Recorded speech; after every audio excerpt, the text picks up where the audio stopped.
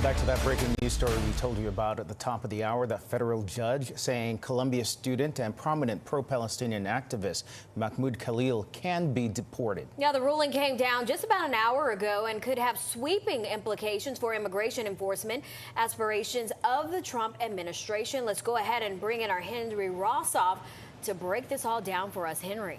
Well, you'll remember 30-year-old Mahmoud Khalil was arrested by federal agents last month outside of his apartment and ultimately transferred down to Louisiana.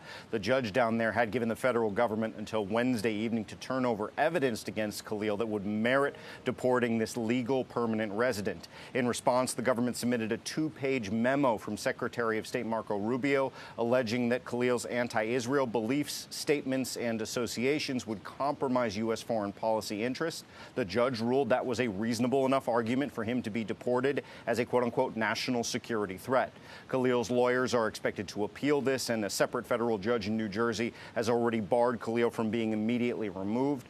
Khalil's attorneys have called this hearing in a statement just released unfair and say the immigration courts have been, quote, weaponized. They've consistently argued that him being deported for exercising free speech rights against the Trump administration's will and what they believe in is a slippery slope for deportation efforts, Candace and Ernie.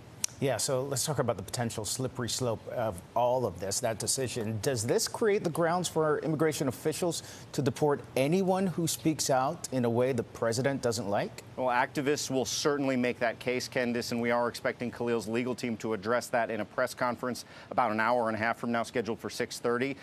To deport someone for essentially disagreeing with the president using a rarely invoked piece of law that essentially says you can deport a non-citizens who, quote, presence or activities are detrimental to or have adverse consequences for national security with no actual crime here. Essentially, the precedent that's being set is that the Secretary of State can sign a piece of paper saying this person's a national security threat, and the federal courts have to abide it without asking for a whole lot of supporting evidence. So that's the precedent that in very real time was just set.